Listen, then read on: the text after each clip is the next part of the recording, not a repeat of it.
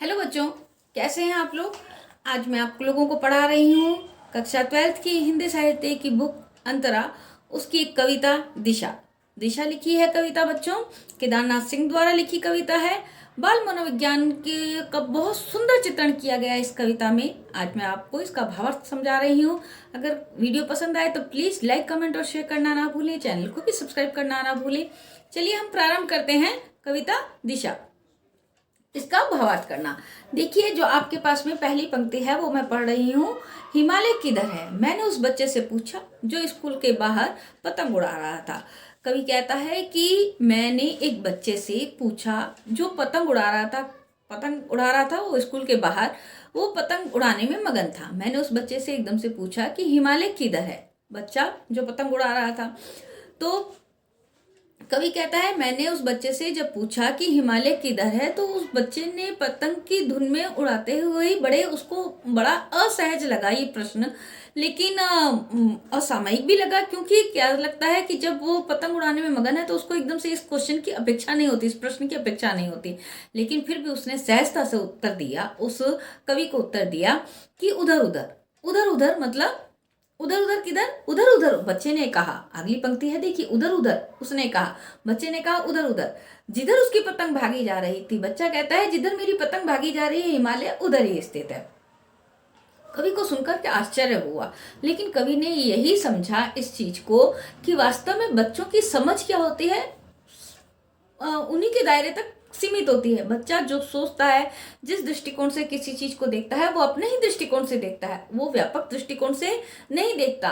वैसे अगर हम किसी बच्चे को कहें कि भाई हाँ, बच्चों को जब हम पढ़ाते हैं या बच्चे पढ़ते हैं तब उनको यही कहा जाता है उत्तर दिशा में, लेकिन वो जब बच्चा अपनी ही लक्ष्य की ओर देख रहा था कि क्योंकि उसको उस समय पतंग ही उड़ानी थी, इसलिए वो पतंग में ही मगन था, इसलिए उसने एकदम से सहज भाव से कह दिया कि उधर उधर जिधर मेरी पतंग उड़ी जा रही है, इसलिए हिमालय भी उधर ही है। तो कवि ने भी स्वीकार किया कि हाँ, वास्तव में कवि कहता है मैं भी स्वीकार करूं, मैंने पहली बार जाना हिमालय किधर है। कवि कहता है मैं भी उस पतंग को देख करके, उस समय को देख करके, मैंने भी उस स्थिति को देख करके यही स्वीकार किया, और उस समय मुझे यही सही जान पड़ा कि वास्तव में हिमालय उधर है। क्योंकि बच्चा ये कह रहा था कि वास्तव में, क्योंकि बच्चा बिल्कुल अपने ध्यान की तरफ, अपने लक्ष्य की तरफ कटिबद्ध था। कटिबद्ध मतलब उसको उस समय पतंग ही उड़ानी थी और पतंग की तरफ ही उसका बिल्कुल ध्यान अपेक्षित था।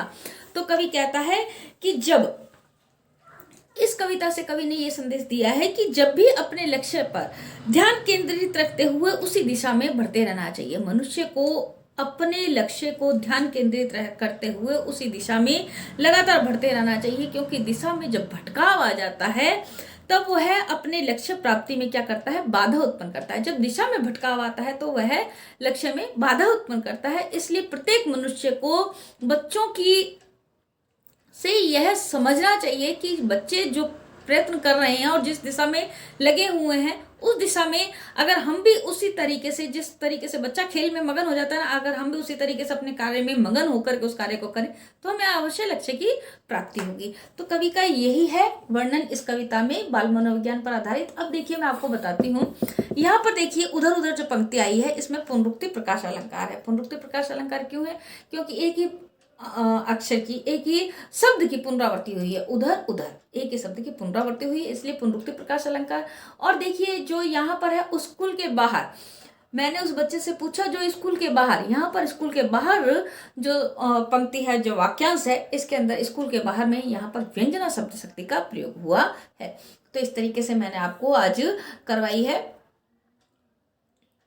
दिशा कविता, जिसके लेखक है केदारनाथ सिंह। इनकी कविता का मैंने आज आपको भावार्थ समझाया है। अगर वीडियो पसंद आए तो प्लीज लाइक, कमेंट और शेयर करना ना भूलें। चैनल को भी सब्सक्राइब करना ना भूलें। धन्यवाद, नमस्कार।